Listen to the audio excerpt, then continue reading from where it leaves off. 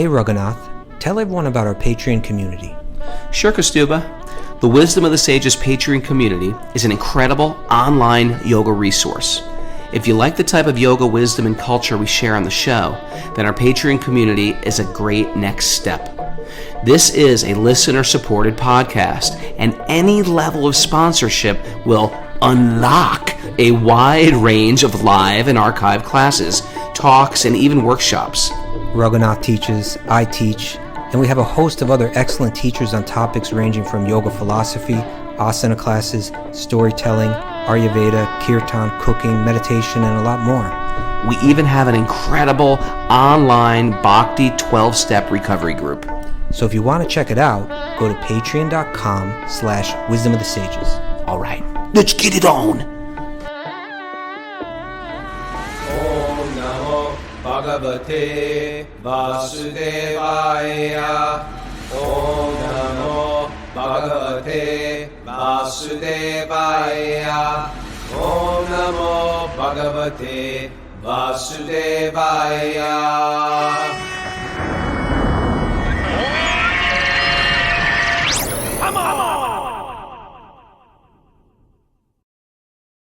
Live from Super Soul Farm, this is Wisdom of the Sages, a daily yoga podcast with your host, Raghunath, and co-host and senior educator at the Bhakti Center in New York, Gustave Thibon. Welcome to the show, everybody.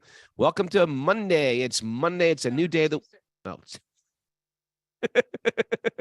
It's Tuesday, everybody. It was Monday. Welcome to Tuesday. It was Monday, and it was good. It was a good Monday. And today's Tuesday. I'm excited to be here. We're having our daily conversation about the Srimad Bhagavatam, how to take ancient truths, wisdom, and apply them to modern life. It works. It strangely works after all these years. There's no expiration date on this book. You think, okay, it's got to be, okay, you can't use this anymore. It must be too old. No, it works. It works better than ever. It's almost as if it was made for now, even though it was so ancient. Well, it was. It said that this Bhagavad Purana, it'll give light in this age of Kali, right? It was made for now. It's sort of like, no, it's a bad analogy, but you know, they used to have like rations that you could like store them for like so many years in a fallout shelter. But that's a bad analogy because rations are not healthy or tasty. Okay. Bhagavatam is healthy and tasty. It's and actually delicious. That's where it starts, right? It tells us that it's the ripened fruit. And how does it go? There's this. It's the ripened fruit of great. Yeah. And because it emanates from the mouths of Sukadeva Goswami, it's even sweeter. It's the ripened fruit of all Vedic knowledge, and because it emanates from the mouth of Sukadeva Goswami, that nectarian fruit is even sweeter. Yeah, it's expert and thoughtful people relish in the Bhagavatam. This is the third text of the Bhagavatam. Thank you. Oh, expert and thoughtful people relish Srimad Bhagavatam, the mature fruit of the desire tree of Vedic literatures. I guess he's talking about us, expert and thoughtful people. Maybe not. You mean? It continues. It emanated from the lips of Sri Shukadeva Goswami, right? This unique character, right? Mm-hmm. Deeply spiritual, kind of like super mystic, or beautiful super mystic young guy. Therefore, this fruit has become even more tasteful. Although its nectarian juice was already relishable for all, including liberated souls. So there's this little play on words, poetic devices going on here. Yeah, and when there's this idea that if there's a mango hanging on a tree, right? Sometimes a parrot. Shuka means parrot, so when we say Shukadeva, right? It's a play on words. His name's Sukadev, but Suka also means parrot. And so the parrots nibble on the fruit. And if they nibble on a mango, they say that mango becomes sweeter. Sure, like a bruised banana, same type of thing. Yeah, like if you cut it out, it begins. The sugar rushes to that bruised part. Yeah, so it says, but I was trying to look for the language here. Yeah, there's a word here. It says it's amrita, it's nectar, and drava, which Prabhupada translates as semi-solid and soft and therefore easily swallowable. right? There's some tough things to swallow occasionally, but it is easily Well, we are swallowable. maybe we're at the toughest chapter to swallow. Where it's just saying, man, life is hell. Actually, Are you even that's kidding? Everybody always delicious, says isn't it? life is hell.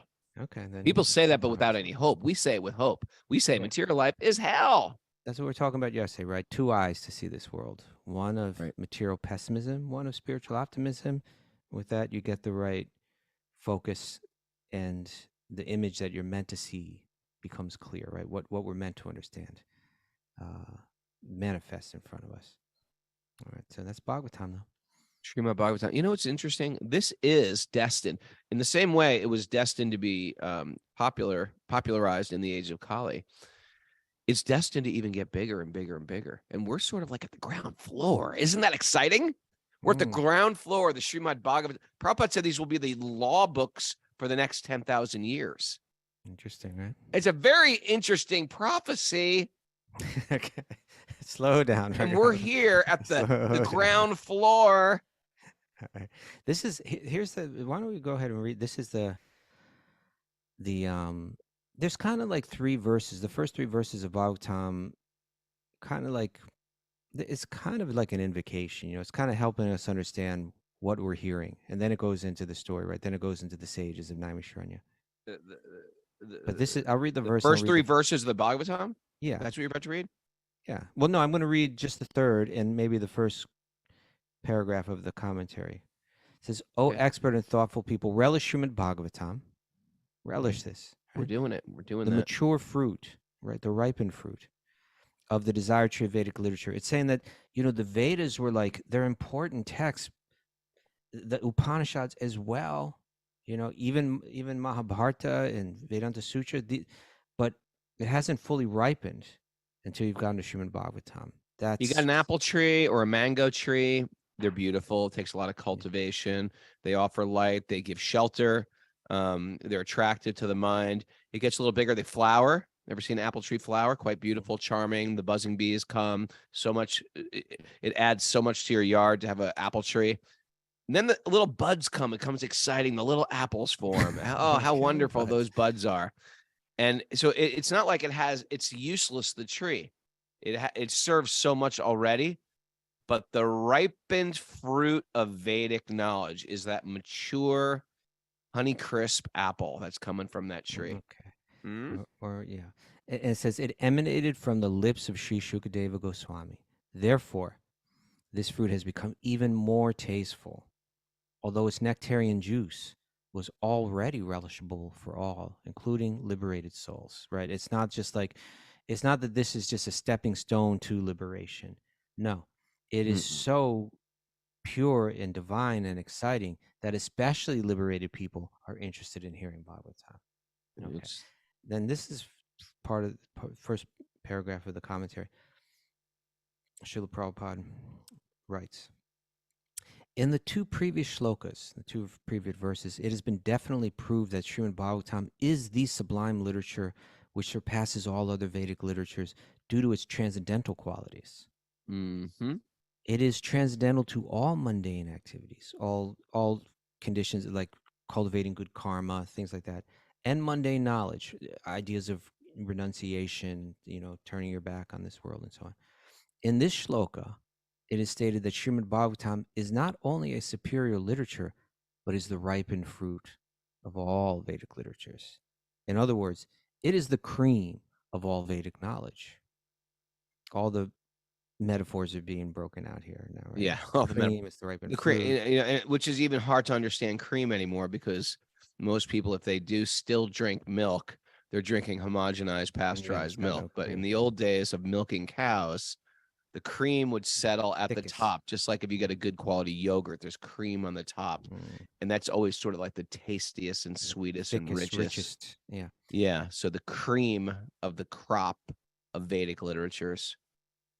Considering all this, patient and submissive hearing is definitely essential. With great respect and attention. Okay. With great respect and attention, one should receive the message and lessons imparted by the Srimad Bhagavatam. All right, let's do it. But first we have announcements and then a nugget, right? Yeah. Mary, we never know. She can be anywhere during the show nowadays. Now she's like Where'd she go? Jeep. Remember Empty Jeep? chair sitting there. Jeep There on she is. Popeye. Jeep. Remember Jeep? Jeep? Remember Jeep on Popeye? Like the disappearing dog. Jeep. No, it's slipping You don't my remember memory. Jeep? Didn't you watch Popeye? I did, but I don't remember that. All right. For announcements, we have back to recovery group meetings. The men meet at noon today, and the women meet at 2 p.m. today.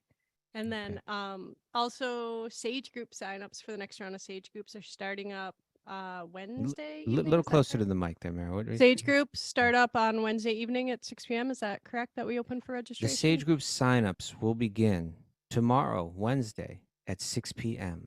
So that means if you want to join a Sage group, this will be I think this will be a 14-week thing. So like this is your chance to do it until next September. If you want to be in a Sage group before then, now is the time to sign up. Great. And how do you sign up? How do you sign up for that? Go to our website at wisdomofthesages.com and click on the Sage Groups tab. There you go. And then there's like a whole list of like all the different Sage group leaders and the different times that they make that they have their weekly get together. This is a weekly get together to discuss.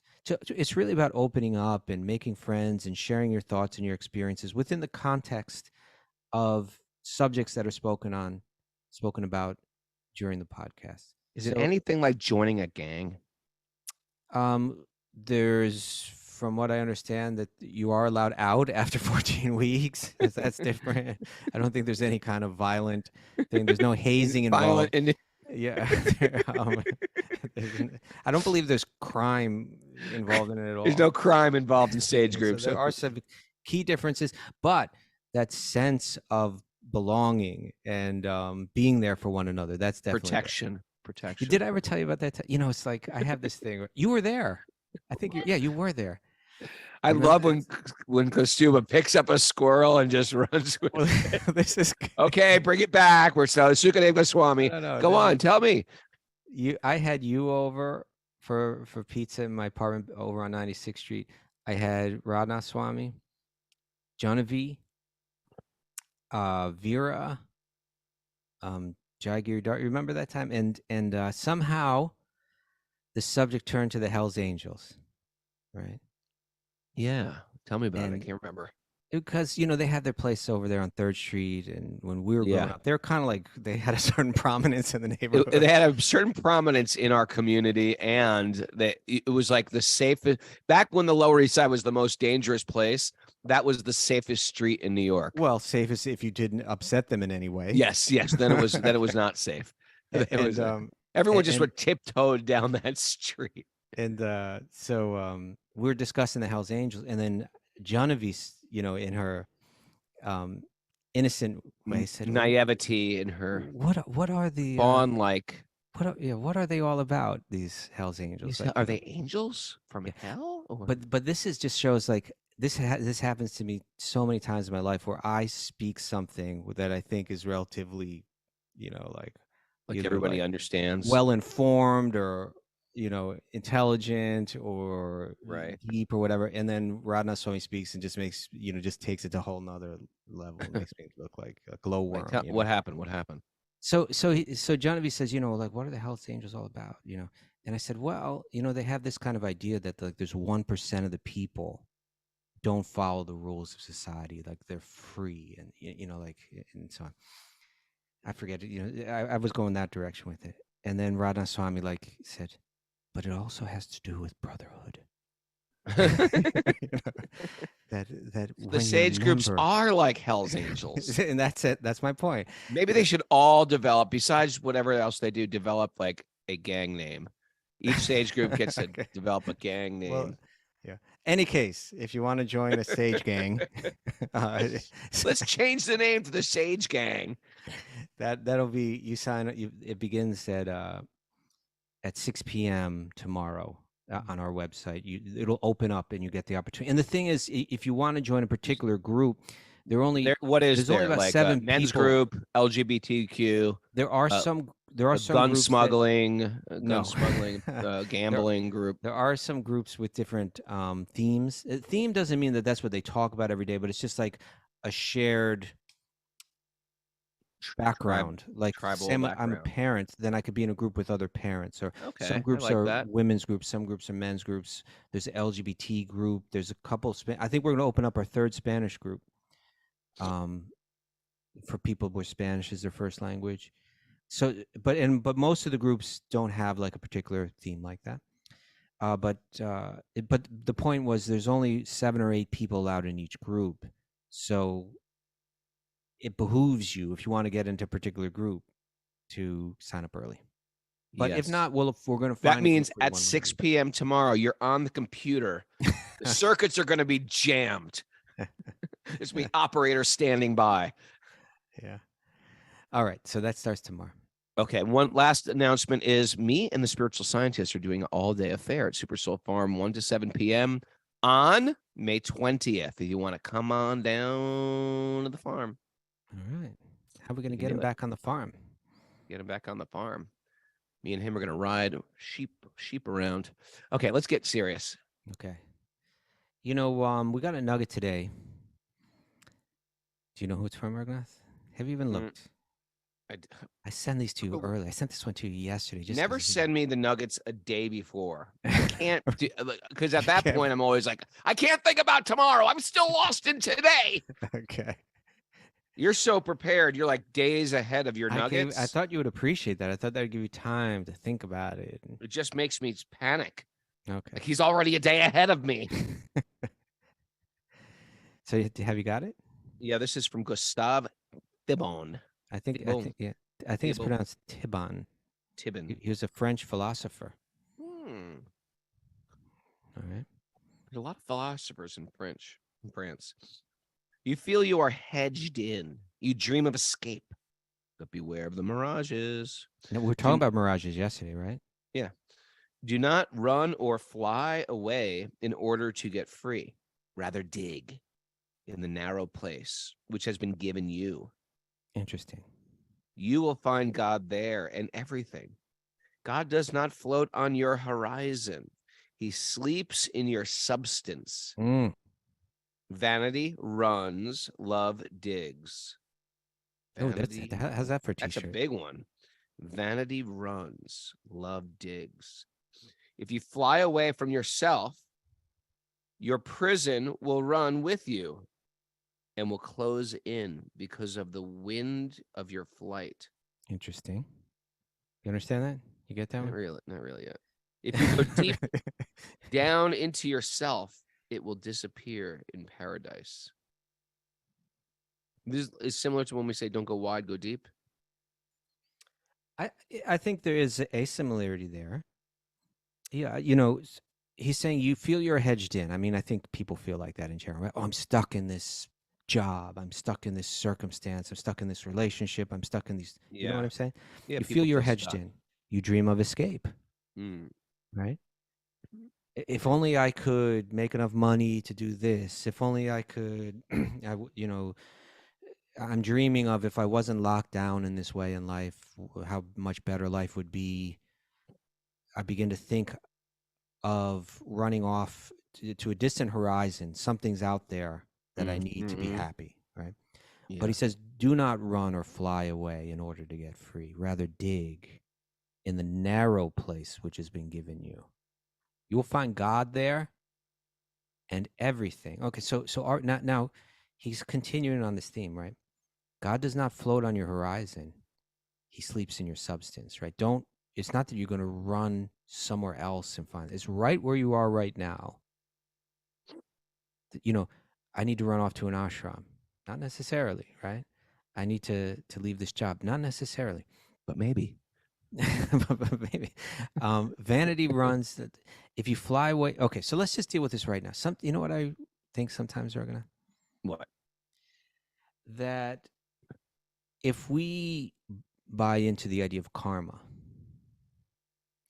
then it means that we have to go through certain circumstances that we've created for ourselves in the past, and we're meant to grow through that experience, right? Now, if someone buys into that idea, then it gives them the power to do what Gustave here is suggesting, right? That you don't run, you don't try to escape, but you dig right where you are right now.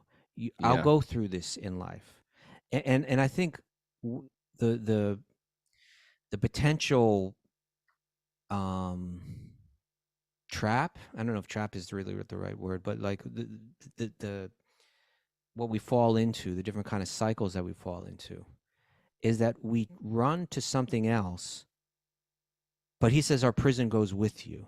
Right. No, it's like the turtle trying to run away from his shell. The turtle trying to run away from his shell. Go inside, Mr. Turtle. Okay. Go inside that shell. There you'll find your peace. Yeah. You know what? I felt like I dug in my previous marriage. I dug deep. I just said, I dug into it. In And a good way. I could have, I should have, and would have, I could have ran. Oh, But I felt like I dug it. I I get it whatever too. the struggle I was going through. I tried to deal with it Right. in a healthy way where I wouldn't get angry or resentful or anything. And Well, hey, that's a big one. I had to like tolerate, go deep. It wasn't about me getting relief from pain. I had to look at the bigger picture of my children, of In other words, you're saying you stuck with that marriage even when it would felt more comfortable to run from it. it felt very comfortable to run for it at millions of times throughout it. Right. Right. And so And then it sort of like released me at a certain point. it released you. Yeah. Right. And you But know, without me being like, I I'm out of here. understand. With me It's not on you. without Right? me This is not acting on out of you. rage or something. Okay. Without getting too much into the details of your divorce, I think what you shared right there was clear. But that's a big one. In other words, yeah, oh, let me run away from this marriage. And then you end up in another relationship and you're in the same thing because you haven't dealt with what you're meant to deal with. You haven't. Yeah, we end up smuggling in to the new relationship our old problems that we never dealt with in the past. And it may And be that's like that with a job or a place. Oh, I want to live in that city, then I'm going to be happy. Oh, well, that's the problem about running from one relationship to another is or any one job to another, one career to another, one partner to another, is that unless you do some type of spiritual work, and spiritual work generally means you're going to take responsibility for what you're Introspection. responsible for. Yeah. I'm going to stop blaming the world for what's happening to me. I'm going to take responsibility, even if it seems like it's 90% them and 10% me. Usually that pie slice is different. In reality, that's Still just an different than our perception. yeah, that's our perception. So usually when you start taking more responsibility, if you don't take responsibility and just create a story like, well, it's because of him, that's why I'm like this, then what happens is the more you repeat that narrative, it becomes like stone and you can't change it any longer. Mm. And therefore, when you Yeah, talk you to reinforce it. people and Yeah. tell them your story, you've sort of created concrete and you get everybody to commiserate with you. And Mhm. because of that, you never change. Mm. Right. So what happens is better to do the tough thing of like working, like doing a lot of hard work on yourself. Digging And deep. right. And then you don't get to commiserate anymore. You don't get people saying, oh man, you went through it. That sucks. You don't get that anymore. What you're thinking like Gustave here. Am I? Because he says when you fly away, Mm. he says your prison goes with you. And he says, and it even closes in because of the wind of your flight. In other words, he's just trying to extend the metaphor, but he's saying it due to the centrifugal force or whatever, or I don't know the scientific term, but like the air current that you're creating through your movement, it's actually making your prison close in tighter. You're saying you're reinforcing your illusion when you run away from it and don't take responsibility for it. If the purpose of this life is to grow and evolve, then I'm missing out on this great opportunity. If in fact I just create a story, a narrative that I was right, they were completely wrong. It's all on them. They've ruined everything, and now I've found my freedom. Thank God. No, it's like what's going to happen is all those problems that I didn't get that was my opportunity to work on them, take responsibility for what my part was in it. And because I didn't, I'm just going to take those bad qualities I have, put them in my back pocket, and bring them into my next relationship. Reinforced one stage more. Yeah. And even it doesn't even have to be in the context of like psychological issues or resentments or things like that that we're carrying with us. But Mhm. even just the idea that in order to find happiness, I need something that I don't have in this world right now, and I go and chase it. And what the Bhagavatam is saying here in this chapter, it's giving this allegory of a person that's going through the jungle, trying to come out of that jungle or that forest with something of value that they can use to be happy. And they're going deeper and deeper into that jungle, chasing a mirage. This is what this is the idea about them. We read yesterday in text 6. It described it's like you're chasing after objects of the senses, just as a deer chases a mirage in the desert. I need water. Oh, it's there in the distance. When I get there, I'm gonna be satisfied. But as the more you approach it, the more that it goes away. And when you get there, it's not there. Then you're seeing off and just, oh, it's out there. And you never get the satisfaction that you're looking for. This is what the Bhagavatam is telling, is that is largely what our materialistic life is like. We always think that when I make certain changes, I'm going to find satisfaction. And even if we succeed in making those changes, it's like a mirage. We get to that place, we're still not satisfied. We haven't dug deep, in one place. So, there's two things. This verse mentioned a mirage in the desert, and also this idea of the will of the wisp. It's going to come up. The will of the wisp. Do That's you a know what a good will one. of the wisp is? Is it a bird? No. Is it a Oh, plane? look, it's a robin. Is it Or is that bigger a than a robin bread or a will of box? the wisp? No, will of the wisp. We'll talk about. Let's start reading. Does that mean like being capricious or whimsical? Well, it's used metaphorically as Elusive. well, but it Okay. is a scientific phenomena. A will of the wisp is like, especially in marshy lands. Mm-hmm. There's different theories of why it happens, but it's apparently the scientific community has not come to a consensus on this right now. Oh, I love when the scientists can't figure it out. Like, we don't know. But Follow it's the like science here. There is re- none. We can't figure it out. We remember can't. remember when you went to Puerto Rico and you saw that there's that beach and people go out there at night and there's all of that Unbelievable. The phosphorescent. phosphorescent fish. Yeah. Is it Go- fish? Well, there's Plankton. these It's tiny plankton. little planktons, but they lay on a fish. So when you're at Oh. night, on a new moon, it appears like there's a giant glowing fish coming at you. Yeah. So It's quite somehow unbelievable. that phosphorescence is about like there's heat being like. Does this have anything to do with will o' the wisp? Yeah. The phosphorescent? Yeah. It's a type Oh. of phosphorescent light. Oh, okay.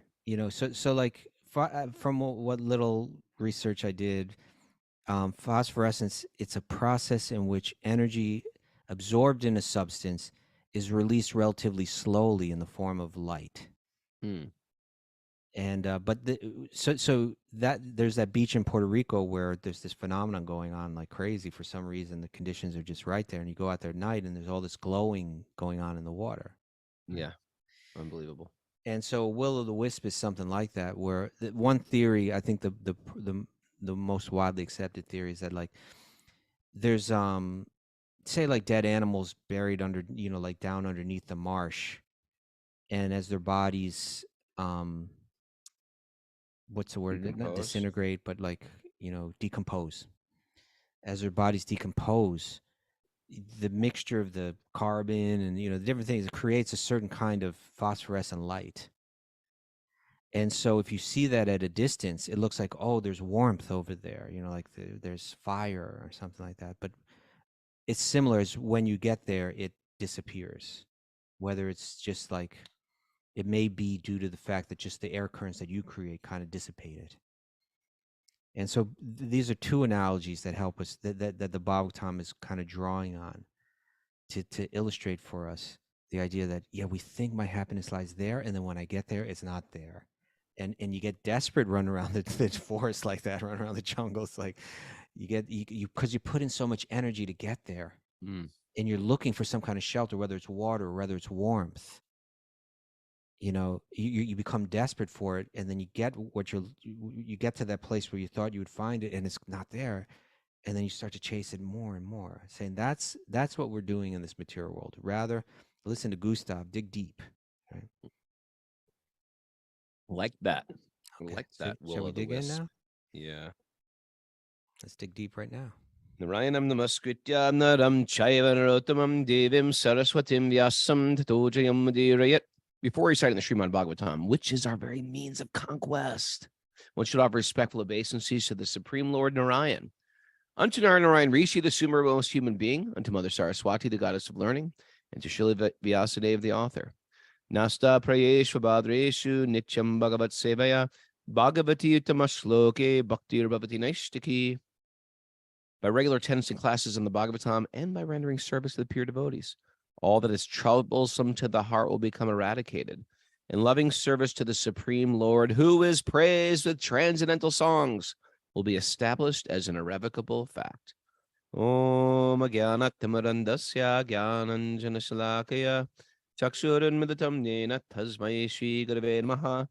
I was born in the darkness of ignorance. And my teachers are opening my eyes with a torchlight of knowledge. I offer my obeisances at their lotus feet. All right. Where are we Mary. at, Raga? We are Srimad Bhagavatam, Canto 5, Chapter 14, Text 7. Okay. Ready? I'm ready. Sometimes the living entity is interested in the yellow. Sometimes the living entity is interested in the yellow stool known as gold. Hear that, people? Collect gold? It's yellow stool known as gold and runs after it. I guess we could shift the word gold now. Not a lot of gold diggers out there, but they are looking for wealth, bitcoins, etc. But people still are into gold. People are still into gold. That gold is the source of material opulence and envy. It's very interesting how gold, throughout the history of the world, everybody's been interested in gold. Yeah. And they're still interested in gold. It's how we built our currency. That gold is the source of material opulence and envy. And it can enable one to afford illicit sex, gambling, meat eating, and intoxication. Mm-hmm. Those whose minds are overcome by the mode of passion are attracted by the color of gold. Just as a man suffering from cold in the forest runs after a phosphorescent light in a marshy land, considering it to be fire. That's the will of the wisp right there. Well, I guess they had that in India too. Yeah. Yeah, it happens in India too. But imagine, Raghunath. Imagine if you were stranded in a marshy land on your own, just trying to survive. Yeah. And it was night. You'd already been out there for several days, and it was night, and you're hungry, and you're cold, and you weren't prepared to go through another cold night. And off in the distance, through deep in that marsh, you saw what appeared to be like fire. Yeah. And we actually have that here. Do you know that? What, will o' the wisp? Foxfire, it's called. Yeah. Another name. I've seen it. I've seen it in my old house. I had foxfire. It's You just saw it's glow in the dark. Yeah. It's like a fungus on the. Yeah. That's will o' the wisp. Same thing. And then you go after it. You go through. Imagine you're going through a dark marsh at nighttime. Like leeches are getting on you, all kind of, you're getting attacked in all kind of ways, And then you get there and it's not there, and you're like, oh, you can't see it. You can't grab it. It's not heating. It doesn't give you what you want. That's it. Yeah. The cheese doesn't give the mouse what he wants. It's a mouse trap. Little mice. That was a game with kids too, right? Mousetrap, wasn't it? That was a great game. It was you know what that was called? A Rube Goldberg. Do you know what a Rube Goldberg is? No. You need kids, man. You need some kids. I don't know if that's the reason. A Rube Goldberg is a thing like the game Mousetrap. It's one thing knocks over another thing, spins down, hits another thing. That's what a Rube Goldberg is. Google it. There's some really good Rube Goldbergs. Anyway, the point here is that it's the same thing. You become possessed by this desire for wealth. And and you really see this. You really see this like in the history of the United States, the American Gold Rush, where people left everything to go to the Sierra Nevadas to find You had to cross a dangerous desert to get there. You got to cross the country by yourself before there were roads practically. I mean, but literally to cross, these people that were like going out to California, going out to the West Coast, from the east, with because you would hear, oh, there's this beautiful ocean and there's this beautiful land out there. It's fertile and it's there's a paradise out there. Oh, I just need to get there. But you got to cross that desert to get there, and people would die in so many different ways crossing that desert. Whether it's Yeah. from bandits, whether it's from Native Americans, whether it's from uh, drinking the wrong water, whether it's from Sure. it's starvation, whether it's from cold. It was like that's a perfect example. You're going for that Sure. gold, though. Oh, there's gold. It's just like it's And the flowing through the water. Portuguese- You just have to go and pick it up. There's gold everywhere. And the Portuguese and the Dutch and the British and the French, they all came across the ocean. This is one of their big things. They're searching for gold. Yes, gold. And then you get there to the West Coast, and everyone's got their little pan out there, and like they're searching for some little nugget, and they're fighting. And even if you find your little nugget, like the guy next to you is like gonna kill hit you over the for it. head, and you can't. Yeah, take it kill you from for it. them. It's not like there's laws with those guys. They're just like Mhm. it's a free for all. Interesting time in history, Mm. but that's an idea. You become like almost possessed by it, Yeah. and it's probably you see that mode of passion. I've never been there, but have you ever been to like Wall Street and the stock market floor? It Yeah. must be sort of like the same type of like incredible, or like Las Vegas and gambling. It must be Yeah. the same like frenzy for money. I gotta get that money. There's some careers where it's really passionate and intense like that. The They are. only and can I tell you a transcendental version of the same thing is Okay. when me and my assistant and friend Janeshwar Prabhu and my son and Bob Healy, the prince, the King of King Hearts, of Hearts. we were all up at Muktinath in the Himalayas in Nepal, and we were walking through the riverbed of the Kali Gandaki River, and we were looking for Shalagram Shilas, these sacred stones that are said to be no different than Lord Vishnu. And so we were walking through this, and there's millions of rocks and a river going through it. And if you just look closely, one will just pop, and it's a perfect black stone. And we're like, that's a Shalagram Shila. So I saw Janeshwar. He's just jumping up and down. He's like possessed. He's walking around. You couldn't even talk to him. He's like, well, he's walking around with a big, almost like how how women sometimes carry those wraps around them to carry a baby in. Baby, yeah. He was carrying a big blanket like that. He's just picking up Shalagram Shilas, possessed, picking them up. You couldn't even speak to him any longer. But it's the same type of thing. But you're mad for Krishna. Where's Krishna? Where's Krishna? Where's Krishna? It's the same type of greed.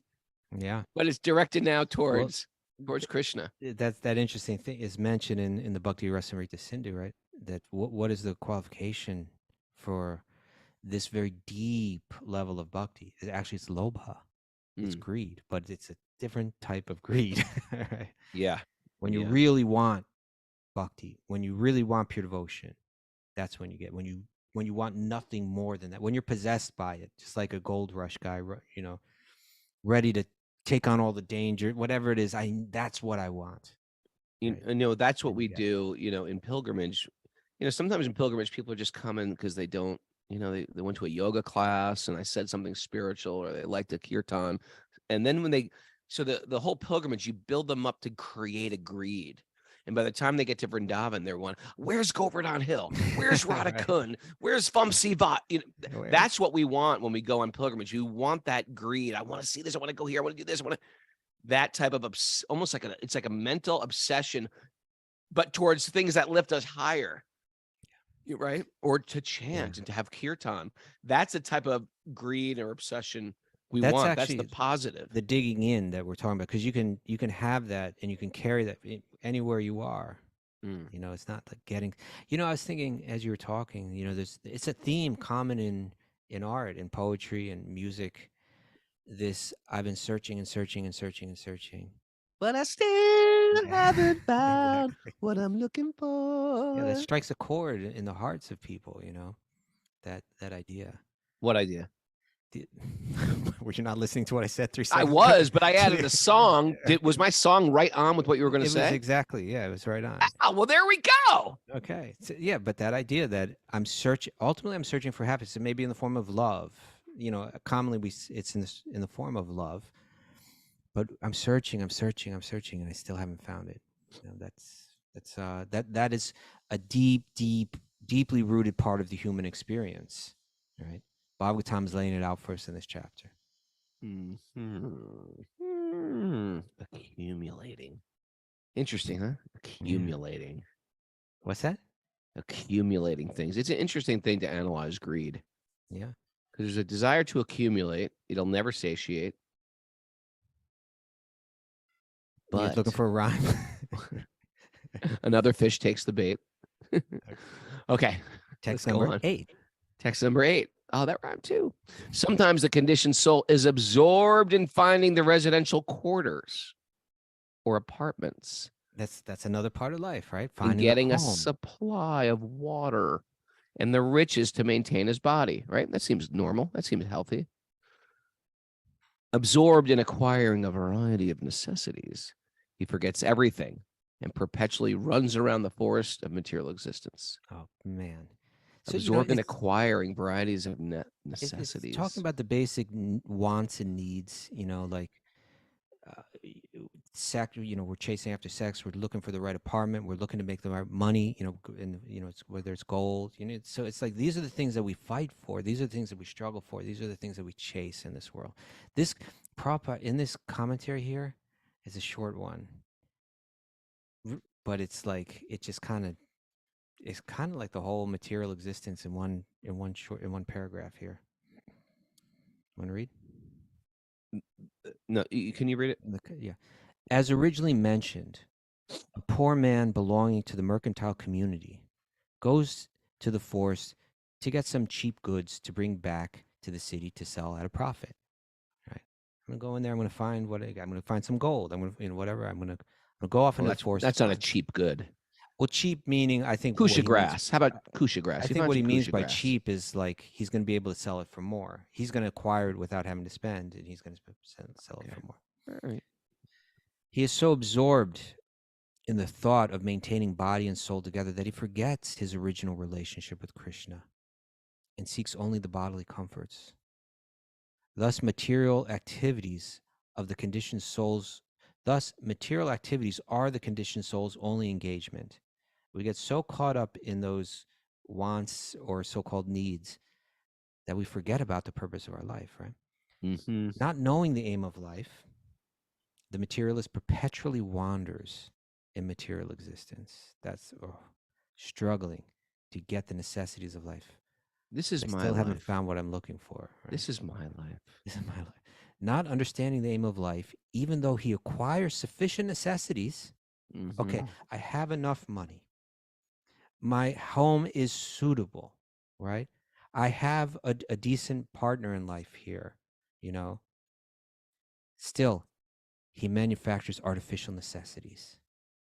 I'm not satisfied with this partner. I'm not satisfied with this home. I'm not satisfied with this job. I'm not satisfied with how much money I'm making. I'm not, and thus becomes more and more entangled, right? He manufactures artificial necessities and thus becomes more and more entangled. He creates a mental situation, right? I didn't need that, but in my mind, I thought I needed it. I thought I needed a new, younger wife, right? I thought I needed a new car. I thought I needed a better home. I thought I needed all these things. He creates a mental situation whereby he needs greater and greater comforts. The materialist does not know the secret. What's the secret? The secret of nature's ways, as confirmed in Bhagavad Gita 3:27. Prakrite kriyamanani gunai karmani sarvashaha ahankara vimudhatma kartaham iti manyate. I wonder if little Karuna knows that one. 3:27. The bewildered, and the translation of that verse, the bewildered spirit soul, right? Bewildered, lost in that forest, right? Desperate, under the influence of the three modes of material nature, thinks themselves to be the doer of activities which are in actuality carried out by nature. Now, the Prabhupada is saying this is the secret of nature's ways. We become bewildered this way, right? In other words, say you're in a virtual reality, right? Yeah. And now you've become convinced that, like, oh, I need this home in a virtual reality. And then there's a way within that virtual reality to obtain that home. Like if it's a video game, you got to go out and accomplish this and accomplish that and accomplish the other thing, and then you get this prize. Right? That's what we're doing in this world. But anybody that's sitting outside the virtual reality knows even that home isn't even real. It's a computer creation, right? So this is what Prabhupada's calling, like, it's the secret of nature's ways, is that we think, although by nature we're Satchidananda, although by nature we have a deep inherent spiritual bliss as our very nature, we've become convinced that these changing shapes and forms are what we need to find happiness. And even if we get that form that we're looking for, we're not satisfied with it. Either by the force of time it changes, or we get it and it doesn't satisfy us. We go searching for more. We go deeper into the video game, like deeper into the forest, chasing, never satisfied. Thinking that we're doing what we need. We're doing the action that's needed to achieve a certain result that will bring us happiness. When all along material nature is just creating this phantasmagoria, creating mirages, creating will of the wisps, and we're chasing after them, thinking that I'm getting there, I will get it.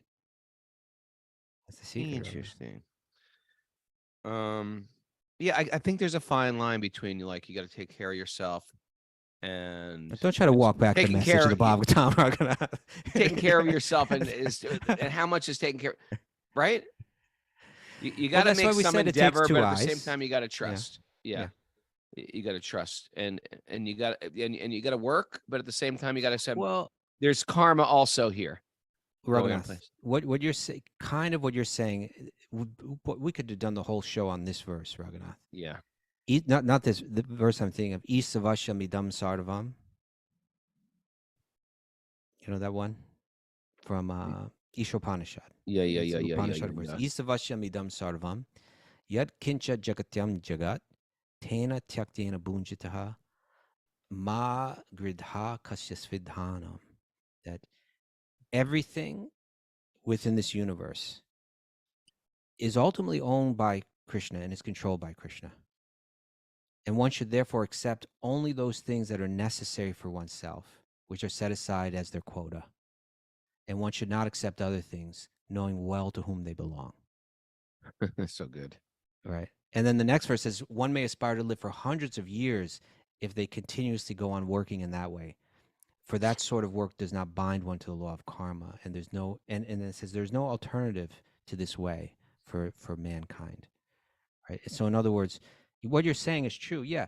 The Shastra isn't saying that we have to give up everything and run naked in the forest. And, it's saying that there's we should try to understand what is our quota, right? Like, what is set aside for me?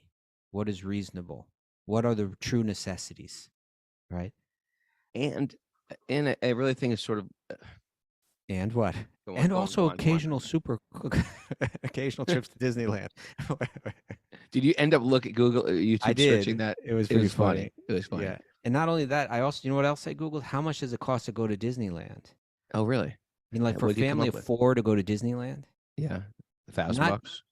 Huh? $1,000? Raghunath, you're not even Did you close. just put me? Not even close. Just put me? Even I said like 2,000 yesterday. Well, like flights, you mean, in a hotel? No, if you don't even include flights. But I think, like, you go there for like a couple days or something like that. Yeah. Right? 2 or 3 days or something. You go there probably like 2 days or something like that. It's like $6,000 to $8,000 is like what? And then if you really want to do it, it's like 10, and that doesn't even include like the passes flights and all get it. that. What are they eating? Like, and you just go fried dough. and no one's feeling healthy after that too. You know what's interesting? What? There's adults that do that without the kids. That's really crazy. Disneyland? That's really crazy. That's what he's saying. Raghunath, if you're going to bite his... Oh, yes. Hey, all right. Here's another interesting thing about karma. What? I told this before, because a lot of the times we feel like, well, I just got to work hard and then I'll get what I want. I have that story about, I'll just tell it very briefly, but I had a student that she was childhood friends with John F. Kennedy Jr. You know the story? No. Childhood friends with John F. Kennedy Jr. She grew up on the Upper East Hold on, Side. this is a friend of yours? Well, she was a student of mine. She was a little older than me. Okay. But Childhood she went friend to of John F. school, Kennedy childhood, and they Jr. were best friends. And when John F. Kennedy Jr. died, she had all these really big. She grew up in a wealthy family, but she was an artist, and her husband was an artist, and her kids went to school with our kids. And so when when John F. Kennedy Jr. died, People magazine offered her something like a ridiculous amount of money for her photos. And she ended up signing some contract with them. And so anyway, she was getting interested in yoga and philosophy and spirituality and karma. Where does this So I scroll? had her chart done. Okay. And the astrologer who didn't know anything about Astrologer her said you were close friends with John F. Kennedy Jr. Listen, Okay. Bobby. Listen. And the astrologer said, you're about to get more money than you've ever had in your life. Hmm. And she was like, oh my God, that's amazing. How do you know this? And the astrologer was like, it's been known since your birth. Yeah, it's all there. It's one of those things like when you get astrology done and it hits the nail on the head like that, we start to realize how little control we actually have. Good That point. was my lesson. That's the lesson I want to leave us with. That doesn't mean we don't endeavor. We don't try. We can act as if we're in control, but deep down in our heart of hearts, we know we're not in control. East of us shall be dumb servant. Krishna's in control. Is that a crazy story or what? Love it. Raghunath, love it. All By right. the way, you asked why would people spend so much money to go to Disneyland? Yeah, what's there to spend on? You're going to go give me a Oh, detailed report? No, Yashamati Nandan gave us the answer. Why? Why? Because we like you. What? Oh, that's funny. Get it? That's what they used to say on. Mara's like, You I don't don't even get know that. that joke, Mara's like, Mara. "No." Why? Because we like you. It's That a was Mickey Mouse from Club thing, right? Mickey Mouse Club. MIC. See you real soon. KEY. Oh, Mara does know it, right? KEY. Why? Because we like you. I remember missed when the new Disney, what was it called? The Mickey Mouse Club happened. And I thought that was like, wow, this is so, I missed the original ones. Do came you remember back. the new Mickey Mouse Club? I don't remember it. I was never exposed to it. I think it came I after I was was. a brahmacharya. It's No, just- no, what no. you- It what were was you when I doing was, during no, we were brahmacharya? children. There was an original one from the 50s and one came in the 70s. That's the one I grew up with. I didn't know there was one in the 70s. Yeah. There's a But I couple think there was one girls later. I I was in think that love with. launched the careers of all these people, like Justin Timberlake and people like Oh, that. you know weren't what? I'm going to Google that right now. What? That was Yeah, Britney Britney Spears? Spears. I think there's a whole group of these people that were Mickey Mouse people. Wow. Yeah. Me and Greg DeGaso, we had crushes on Mouseketeers. Mouseketeers. That's Okay, I what think they it's were time to end called. the show. Mara, do you have any Okay. takeaways? I got some good takeaways today. What do you got? We're at the ground floor of the Bhagavatam. Yeah, we're on the ground floor. You want to get in now? Get in now. Get your investment now. There's a huge return on investment.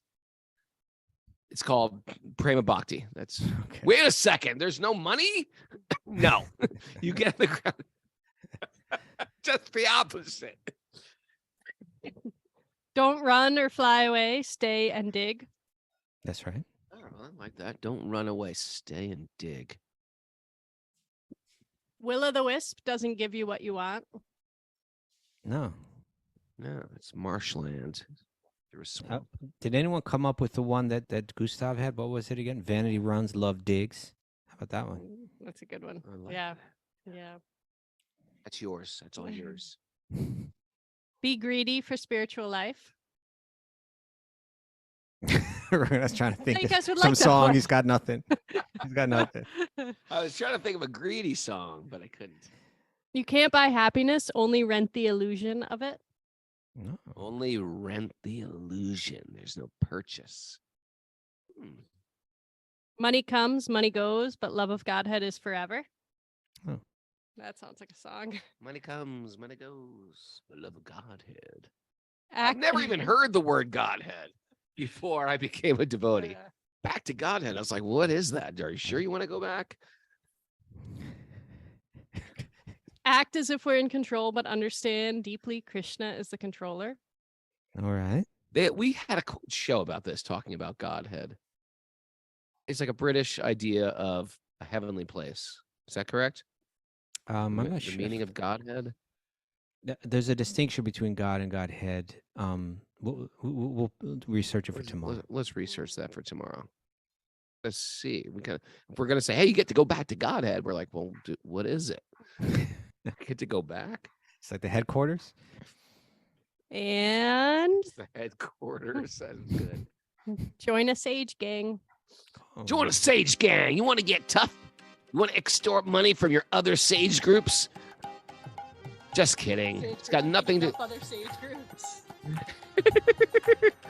It's what's that musical that I always sing? West Side Story. Remember the when we had that LGBT West Side Story It's the kirtan? LGBTQ plus Sage group versus the Spanish speaking Sage group. And there's like Chapu is like snapping her fingers. Remember when we had that at Pumpkin Hollow? We had that West Side Story kirtan. What? You don't remember that? West Side Story kirtan? Yeah, the music got like a little, I don't know what it was, but it got a little West Side Story-ish, and then like we all started doing it kind of like, Like dancing, like- and snapping our yeah, we fingers. started doing a whole West Side I Story. tell you, if you watch West Side Story now, you'll be like, what the hell is going on?